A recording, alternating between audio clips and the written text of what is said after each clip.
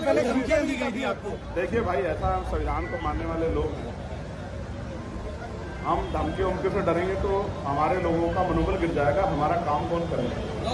वो अब पोस्टर जला दें, गोली चला दें, पत्थर चला दें जैसे आज चला, इन सब चीजों से वो हमारे ऊपर नहीं, उत्तर प्रदेश की कानून व्यवस्था पे सवालिया निशान खड़ा कर रहे हैं। खाकी के इकबाल पे मुख्यमंत्री की जो भाषण देते हैं वो तुरंत खामन के कानून व्यवस्था बहुत अच्छी है, हर चौराहे पे यमराज खड़े हैं, कोई अपराधी नहीं बच सकता, ये उनके ऊपर सवाल करा। मुझसे पूछने के बजाय मुख्यमंत्री से पूछो कि एक चुने हुए सांसद के पैर तोड़ देंगे, घुसने नहीं देंगे, ये कोई दूसरा देश है क्या कि घुसने नहीं दोगे? यहाँ पे मुझे वीजा की जरूरत है। वो ये कह रहा हूँ जिस तरह से हयातुल्लाह खamenei साहब, क्योंकि हम लोग बाराबंकी में और मुझे बताया गया कि उनके पूर्वज यहीं से थे, उनका रिश्ता है यहाँ से। जिस तरह एक लीडर ने डरने की बजाय समझौता करने के बाद शहादत को एक्सेप्ट किया, मैं विपक्ष के लोगों से कह रहा हूँ कि वो भाजपा से डरे ना, हमारे साथ आ जाएं। हम लोग मिल के उत्तर प्रदेश में इस भारतीय जनता पार्टी की सरकार को 2027 में फाड़ सकें। लीडर कौन होगा जो बात आप कह रहे हैं, उसका लीडर कौन होगा? आजाद समाज पार्टी ही मुकाबला कर रही, यूजीसी या कोई भी मामला, बाकी सब लोग तो चुप है।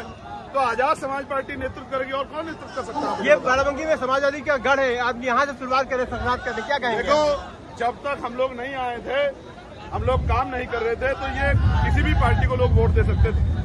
अब आजाद समाज पार्टी काशीराम काम कर रही है, तो जैसे नगीना में हमने 5 विधानसभाओं में, लोकसभा की 5 विधानसभाओं में भारतीय जनता पार्टी को धूल चटाने का काम किया, ऐसे ही पूरे उत्तर प्रदेश में भाईचारा बना के हम लोग भारतीय जनता पार्टी के इस जुल्म जाति की सरकार को हटाने का काम करेंगे। आप 2027 में क्या समाजवादी पार्टी और कांग्रेस से मिलकर चुनाव लड़ेंगे?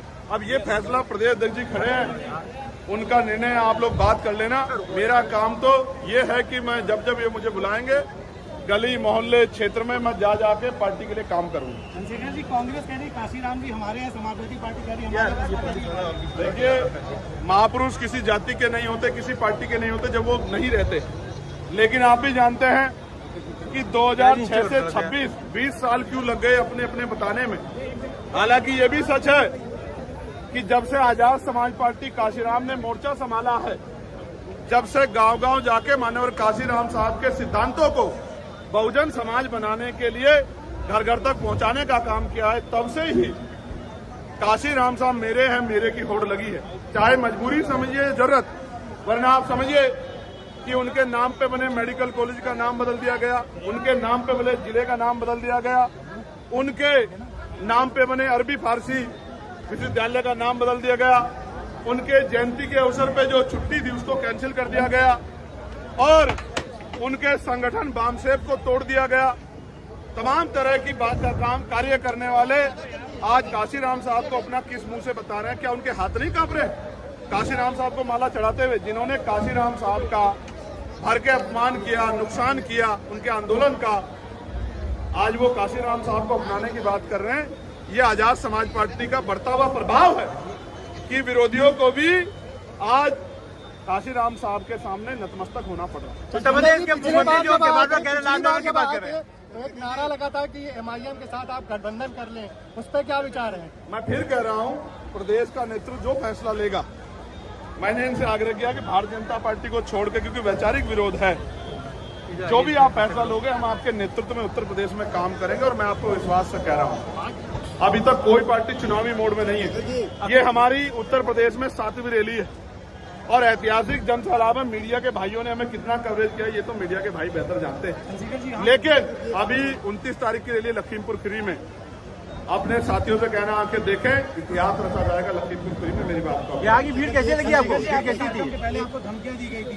ये भीड़ नहीं है, मेरा परिवार आशीर्वाद लेने आया, पैसे लेके आया, गर्मी में खड़ा है, इनका कर्ज मैं उसको उतारूंगा। चंद्रशेखर जी, कार्यक्रम से पहले धमकियां दी गई थी आपको। देखिए भाई, ऐसा संविधान को मानने वाले लोग हैं, हम धमकी उमकी से डरेंगे तो हमारे लोगों का मनोबल गिर जाएगा, हमारा काम कौन करेगा।